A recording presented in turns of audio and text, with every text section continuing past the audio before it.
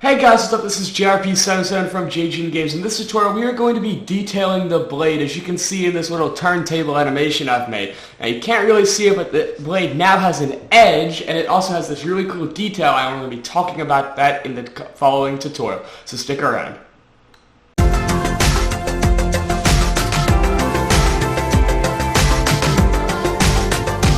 If you're looking for a high-quality gaming mouse or just a mouse for the workplace, then look no further than SteelSeries. They offer the highest quality mice for the lowest prices and even can compete with Razer and Logitech given their low prices. If you'd like to go see these mice, use the link in the description to go check them out. Without further ado, let's jump right into the tutorial. Alright, so in the last tutorial we modeled this guard right here, and in the last section of this tutorials we modeled this entire sword. So in this one we're going to be detailing the blade, and this is probably the easiest thing to detail because there's not that much there. But it's going to be a little bit of a fun tutorial, and we're also going to talk about functions and searching for stuff using the spacebar hotkey. Now I'm going to go ahead and apologize while I'm recording this tutorial. It is storming outside, so if it ever decides to go and I'm talking, I apologize. It's just the way the weather works, I guess. So let's go ahead and jump in. Let's go ahead and look at this reference image. So if I hit Z, you'll notice that we have this really sharp edge right here, and that this looks really flat, but this is kind of really sharp. And we learned about that modeling based on the lighting in the previous tutorial, where we talked about how we can model this just based on where that line was, right there. So you see that little white line right there? If you're on mobile, you may not be able to see it, but the white line right there, not the white line, the highlights of the handle show that it's rounded right there, or it's a sharp edge. And then we were able to make this so that you could see that we had a perfectly good hilt. Or, I keep saying hilt, it's a guard.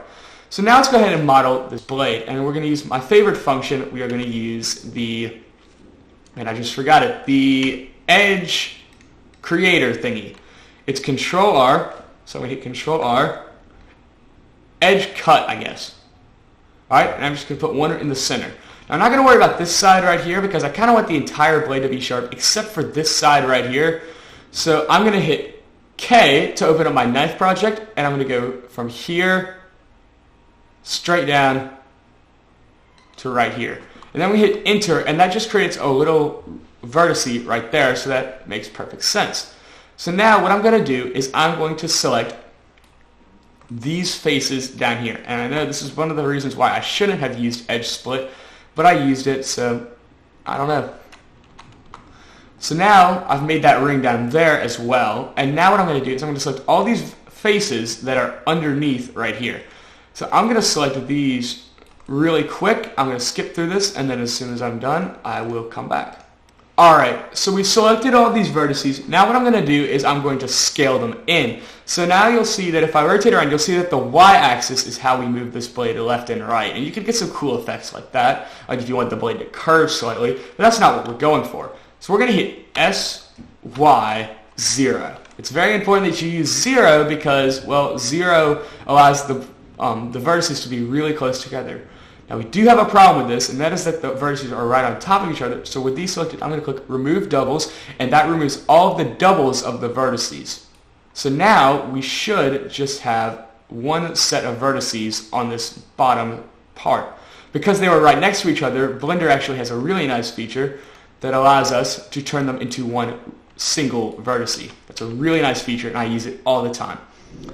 So now that we have this, and this works, and that's pretty much all we're doing in here, I also want to scale these two up here. Because the tip of the sword is sharp, so I'm going to hit this one and this one, scale on the Y, 0, and then remove the doubles. Again, I should just remove one vertice, because that's how we want the tip of the sword to be. I'm also going to scale, now I'm looking at it, I'm going to scale these right here. These right here, scale those on the Y down to 0, and that should be it. I'm going to remove the doubles once again, just to cut down on some vertices. Alright, so now we have this, we're going to get into some of the modifiers, and the way we're going to do this is we're going to make it to where, you see how when I rotate this object in the Blender in-game lighting, you can kind of see that it's really flat like that, right there? Well, if I hit smooth, that doesn't look like a sword blade. So we're going to add two modifiers, and these are going to allow us to make this blade really sharp. So I'm going to take this back to flat view, And I'm going to hit tab, and I'm going to select these vertices all the way down. So once again, I will be right back. Alright, so now I've done this side. We actually have to do the other side as well. So I'm going to do that as well. Alright, so now that we have this, we are going to use the spacebar to search for a function. This is where all the things that are not on the Blender UI are stored. So what I'm going to do is I'm going to type in spacebar, and I'm going to type mark sharp. Sorry, my caps lock was on. Click mark sharp. Now when we do that, it puts this little blue line right here, and we want that. So now you'll see when we get into it that is actually going to work very well. But we also want this bottom blade to be sharp too. We want the blade itself to be sharp. So I'm going to select these vertices right here real quick so that we can have the blade sharp as well. Alright, so now I've selected all these, so I'm just going to hit spacebar and it will automatically be there waiting for you. That's why I use that one so much. Now that we have this, we're going to hit tab, and then we're going to go modifiers. It's this little wrench thing right here. Go to add modifier, subdivision surface. Now it's going to make the blade look really round, but we're going to set this to 2, and then we're going to do simple. This just adds more vertices and it makes things a whole lot sharper for it. We're not going to apply this modifier, and then we're going to hit add modifier, edge split, and turn off edge angle so that we're only using these sharp edges. Now when we hit smooth, you'll notice that the blade still has this nice little edge right here, and you can see we still got some places down there where it needs work, but other than that, the blade is sharp and it has a ton of vertices too.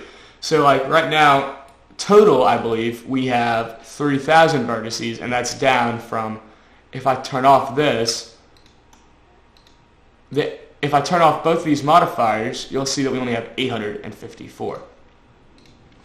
So that's basically all we're going to be doing with this blade right now. The handle will be a bit more detailed because I'm going to try to add like some ornaments and stuff. Maybe like we're going to try to do this spiral design, because remember, we're doing this with normal maps like we did in the last one, so we're actually going to be doing that on here.